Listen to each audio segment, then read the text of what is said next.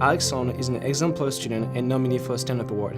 He is setting an example of volunteering, altruism, and advocating and providing affordable medical access, accomplishing all of this in addition to the lab work he performs in my lab for his honors thesis and volunteering in labs at Hershey Medical Center. She has been my mentee for 2 years now and strikes me as a deeply ethical, conscientious person who serves as a role model for her peers and who has used her time at Penn State to address the structural inequities that make people from her community an anomaly at elite schools and institutions.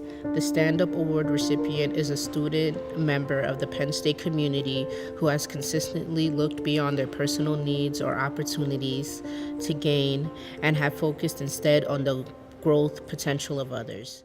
I think ethical leadership is always about being altruistic and understanding that it's not, self-deserving or self-fulfilling, and that you're doing it for a greater purpose. I come from a family of really strong Black women. I also come from a community of really strong people, and so it was really important that everything that I do is always reaching back into communities, always connecting struggles, but also making sure that I'm being resilient in everything that I do. And so the things that I've done at Penn State, being the executive director of the Martin Luther King Commemoration Committee, but also my time at the Civil Rights and Restorative Justice Project and Northeastern School of Law has all taught me the things about what it means to be ethical. And I think in terms of that, having principles and morality and having principles and being an agent of change is really important. During my time as the executive director, it was pretty difficult at times being able to stand up to people and say, we're not going to put MLK on a platform, and we're going to show this unsanitized, this not whitewashed person. MLK was a Black radical. He was someone that was raw, that was ugly, but his passion shined through all of it. And I think it's very important that his actual words, his essays, his work that he's done is really shown through. And I think also with my work at the Restorative Justice Project, being able to say there is a history of racial violence, both mentally and physically, against Black and brown bodies all over the world and across the African diaspora.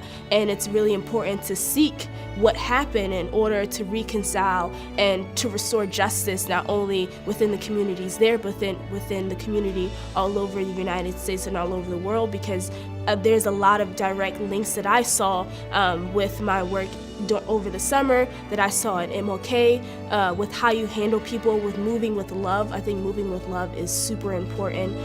It's really helped me navigate myself when I feel down, or even at Penn State when I feel like I'm not truly worthy of being here. I've come to a point where no one can stop me, and that I'm only going up from here, and that I can stand up when I feel like it needs to be done.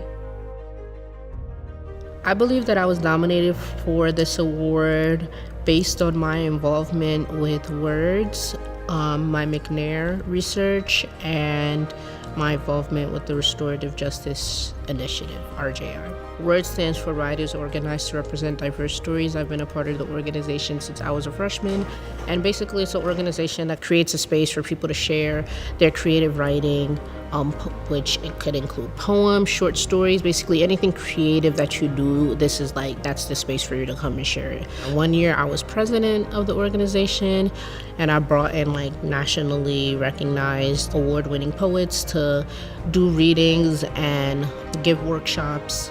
For McNair, I did a research project on slavery, which is a depressing topic to study, to say the least. It was very hard, but it was a very rewarding experience. I basically did it on Black women's resistance. So the 3 forms of resistance that I studied in that project was sex, dance, and poetry. Kind of connecting that back to my affinity for the arts, my affinity for self-expression. There are a lot of people that have inspired me. People like Amiri Baraka, Ntozake Shange, Sonia Sanchez, Maya Angelou. These were all poets and writers and artists who felt compelled to talk about their community and their art.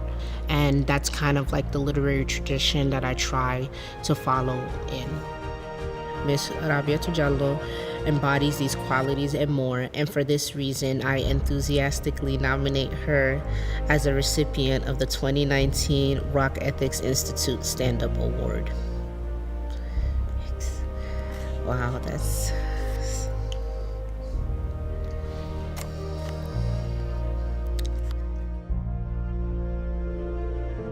I saw an issue, which is access to healthcare in rural areas of the US, and I decided that I could actually do something about it.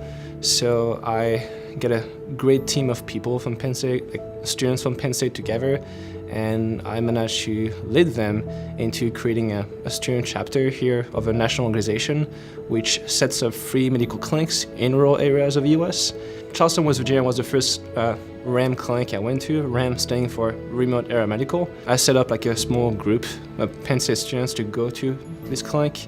And during that clinic, I met hundreds of patients in a single weekend, and most of them had not seen a physician in over a decade. One of them actually told me how he was diagnosed with a aortic aneurysm, which is a condition which pretty much you could die at any second. So I was standing and I saw this man, and he was telling me about how he had not seen a doctor in so long, and yeah, he could have died at any second right in front of me.